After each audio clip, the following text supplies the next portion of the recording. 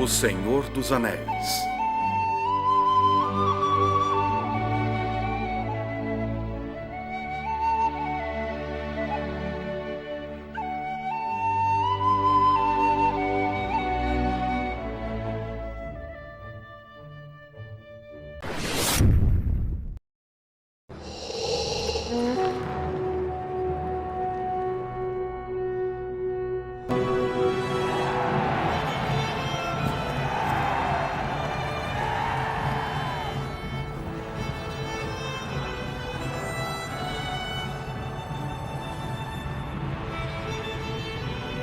Ah, Senhor dos Anéis, o que dizer dessa maravilhosa história? Eu acho que a melhor maneira de descrever um clássico é eterno, uma história perfeita para contar no passado, hoje e amanhã. Senhor dos Anéis é um clássico dos clássicos. Escrito por Tolkien entre 1937 e 1949, esta obra incrível marcou milhões de pessoas no mundo inteiro. Adaptada inclusive para os cinemas, com a incrível direção de Peter Jackson, que é considerada também uma das melhores trilogias de todos os tempos, e quem sabe até mesmo a melhor. E graças a tudo isso, eu não poderia deixar de trazer um vídeo falando sobre o simbolismo do Senhor dos Anéis. Tolkien é considerado um mestre nesse assunto. Ele gostava tanto disso que ele fazia questão absoluta de tratar sobre isso em suas obras. Apesar de ser um pouco sutil, só algumas pessoas perceberem, eu vim trazer ela aqui para vocês hoje. Este que é considerado um dos meus filmes favoritos. E ontem eu acabei de ler o primeiro livro do Senhor dos Anéis, A Sociedade do Anel. E vou sim, com certeza, ler os outros dois, As Duas Torres e O Retorno do Rei. Eu também já li O Hobbit, que é o que vem antes de Senhor dos Anéis, e são dois livros que eu simplesmente me apaixonei. Já estou maluco para conseguir ler a sequência, porque realmente Senhor dos Anéis é uma das melhores histórias de todos os tempos, uma das minhas favoritas, e por conta disso, vou pedir para todos vocês deixarem um like, se inscreverem no canal e compartilharem este vídeo.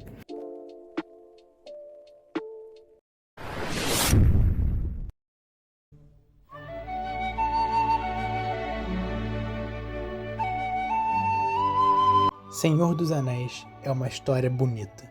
E quando eu digo isso, eu não falo apenas do enredo dela, porque sem dúvida, este é o ponto alto da franquia.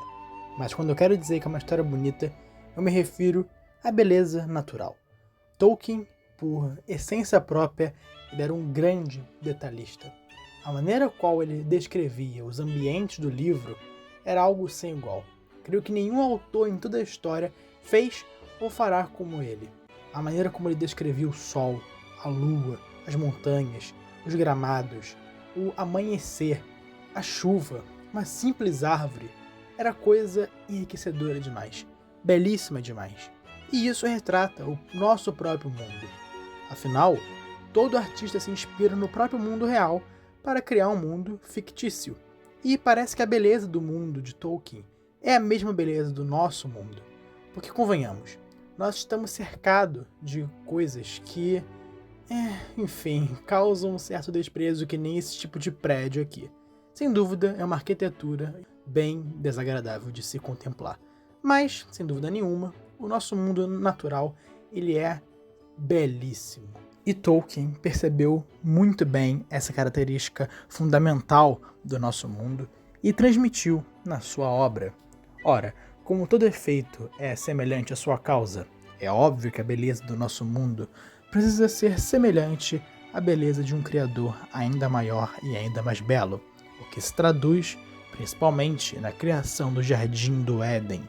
Ora, o Jardim do Éden era um lugar onde reinava apenas a beleza e o bem, um lugar justo, um lugar sem miséria, sem nenhuma imperfeição, onde prevalecia a bondade e a beleza divina, no qual existiam belos jardins, belos frutos, belos animais e onde só ocorria o bem. Mas tal como no Senhor dos Anéis, a beleza do mundo natural é corrompida pelo primeiro de todos os males, isto é, o orgulho. A criação dos anéis de início para uma causa boa é corrompida pela criação do Anel 1, criado pelo orgulho de Sauron, que representa o mal no Senhor dos Anéis. tal como o homem e o anjo, criaturas destinadas, criadas a serem boas. Afinal, todas elas foram criadas por Deus, que é o sumo bem. E como o anjo e o homem são criaturas racionais, a finalidade deles era sim a bondade. Porém, pela corrupção desse bem, vindo pelo orgulho, primeiramente a queda de Lúcifer, o príncipe de todos os anjos, que foi o primeiro pecado de toda a história. Afinal, foi o primeiro de todos os orgulhos.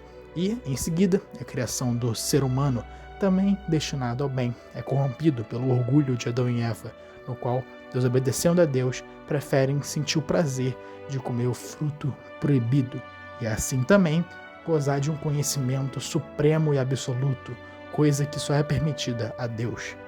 E então, a coisa criada para o bem acabou mostrando sua outra face, tal como foi o caso dos anéis. E o Anel 1, que é aquilo que o Sauron mais deseja no livro, e aliás, aquilo que acaba sendo a coisa desejada por todos os personagens, já que o Anel 1 ele acaba tentando todo mundo a usá-lo, ele representa o próprio pecado. O Anel 1 ele corrompe a todas as pessoas que acabam usando ele, desde o mais simples dos hobbits até o mais elevado dos magos. O próprio Gandalf, que é tido como o mais sábio da franquia Senhor dos Anéis, ele próprio admite que ele está alheio à tentação do Anel. E o personagem Gollum, ou também chamado de Sméagol, ele representa o homem corrompido, o homem pecador, tomado por todos os pecados e vícios. Ele mostra claramente o que acontece quando o homem não tem valores e virtudes e prefere desobedecer a Deus. E nas palavras do próprio Gandalf, ele ama e odeia a si mesmo. E o Sauron é o mais corrompido de todos os seres.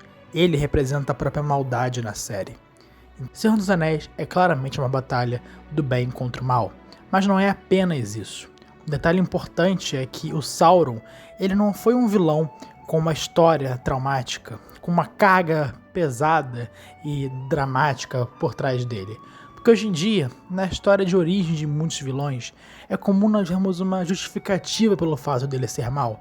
Por exemplo, a história do Coringa, ou também Darth Vader, Thanos.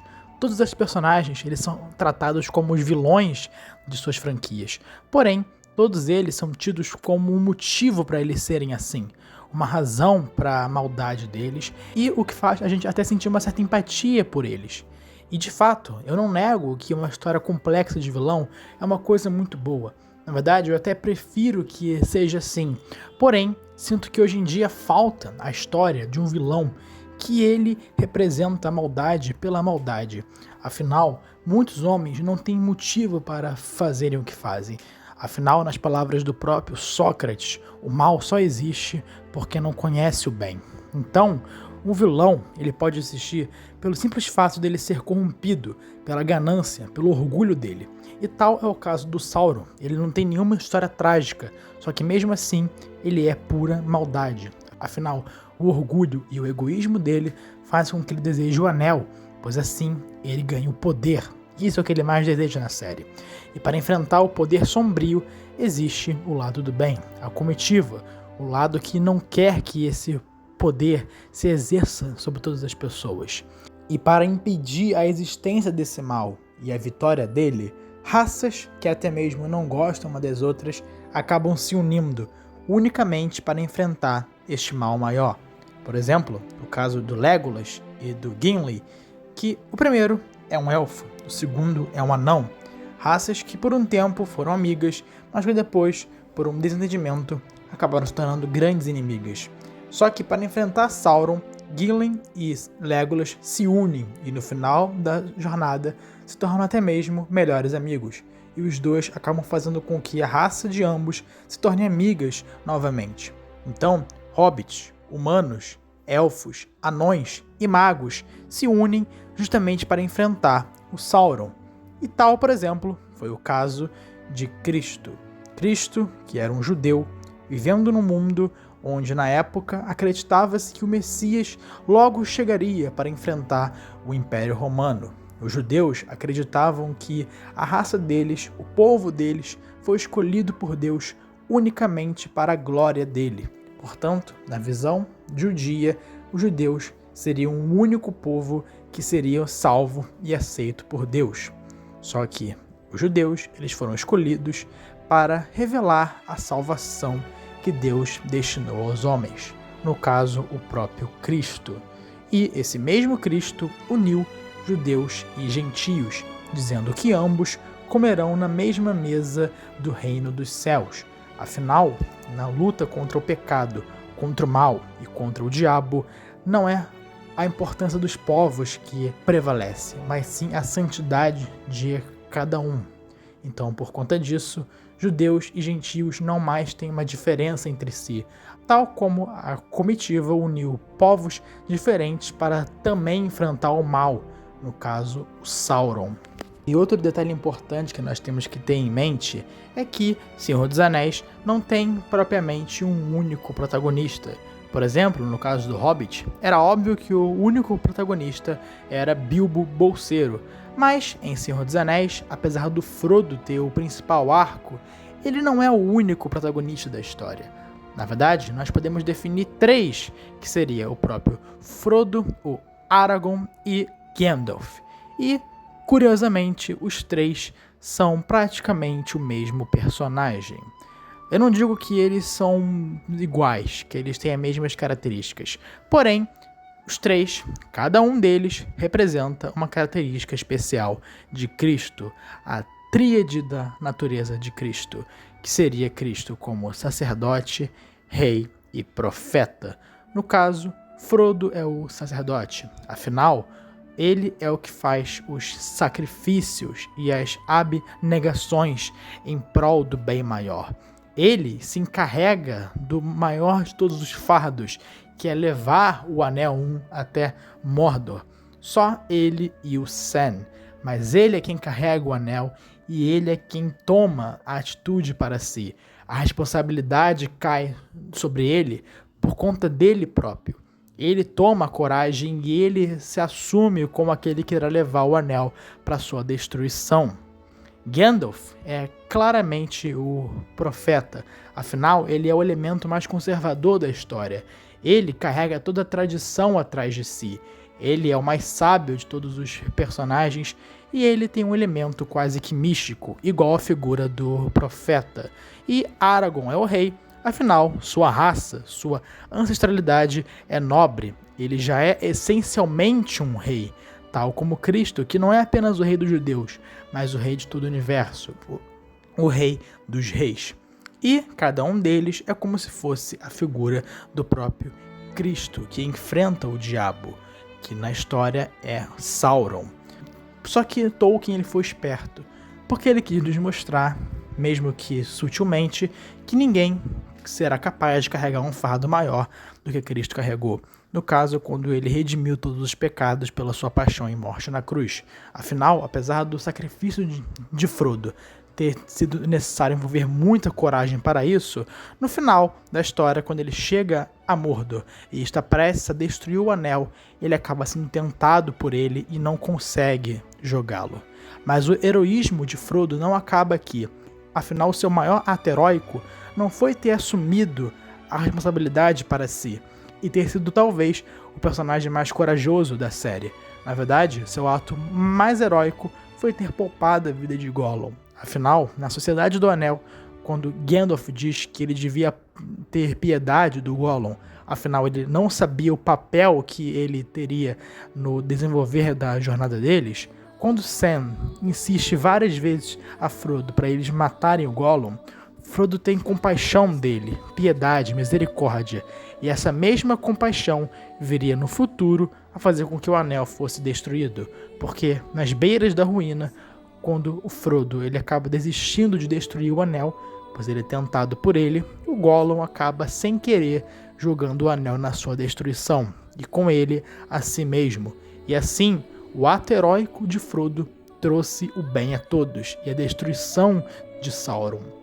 Então, apesar de Frodo ter falhado no seu ato final, ele venceu no fim, pois ele conseguiu cumpriu seu objetivo, destruiu o anel, e assim o fardo que ele carregou, assumindo a responsabilidade por todos, acabou se concretizando, acabou se cumprindo no final e valeu a pena, tal como foi a paixão e morte de Cristo, o maior de todos os fardos que um homem pode ter encarregado a si mesmo.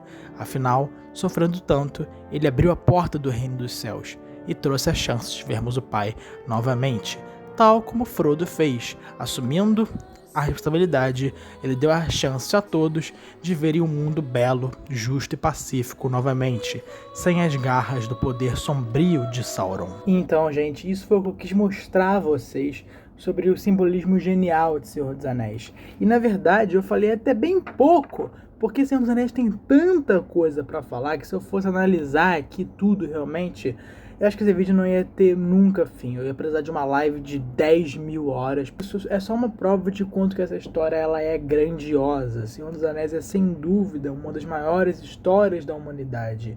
E é sem dúvida nenhuma um dos meus filmes e livros favoritos. E eu recomendo a todos, hoje, sempre e eternamente. E bem, gente, espero que vocês tenham gostado desse vídeo. Se vocês querem que eu traga mais vídeos sobre simbolismo aqui no canal, deixa aqui nos comentários, que é um assunto que eu gosto muito. Então, se vocês apoiarem, eu vou ficar muito feliz, porque é um assunto que eu gosto bastante. E, basicamente, foi isso. Até o próximo vídeo. Valeu, falou, até!